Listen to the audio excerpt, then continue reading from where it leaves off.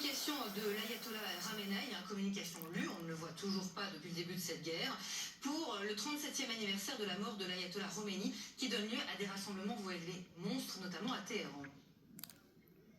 L'ennemi a concentré ses efforts sur deux axes. Premièrement, saper la résilience de la population et deuxièmement, induire en erreur les responsables du pays dans leur prise de décision et leurs calculs.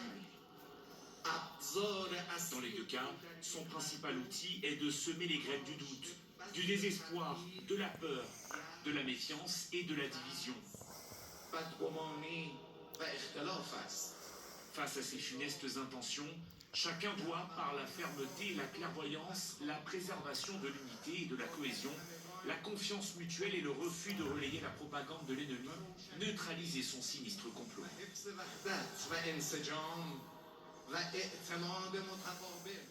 Manali Mirkan Adel Bakawan. Donald Trump, on le voit, croit à un accord dès ce week-end et pourrait tout à fait compris il ragoute ou pas. Vous y croyez, vous, à la perspective d'un accord ce week-end?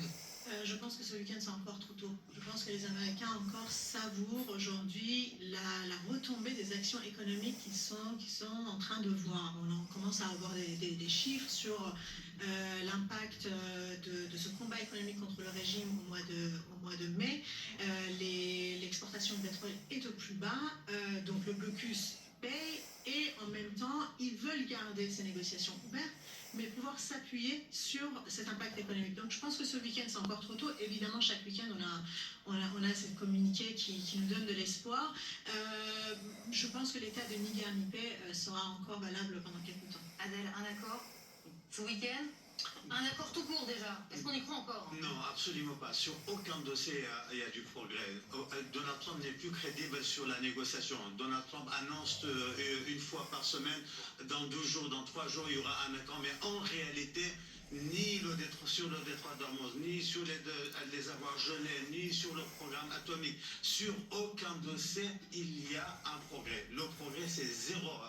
Au contraire, les Iraniens se préparent pour la reprise de la guerre et ils nous disent clairement, et un dernier mot... C'est marrant, on n'arrive pas à y croire à la reprise de la guerre. Ah bah écoutez, certes, il y a la négociation, mais c'est vrai aussi que les deux côtés, les Iraniens comme les Américains, se préparent objectivement parlant pour la reprise de la guerre, même si Donald Trump dit « Ah non, je ne souhaite pas ». Il faut le dire que la guerre a ses propres principes et ses propres impératifs. Et la dernière déclaration de Mujtaba, qu'est-ce qu'il a dit?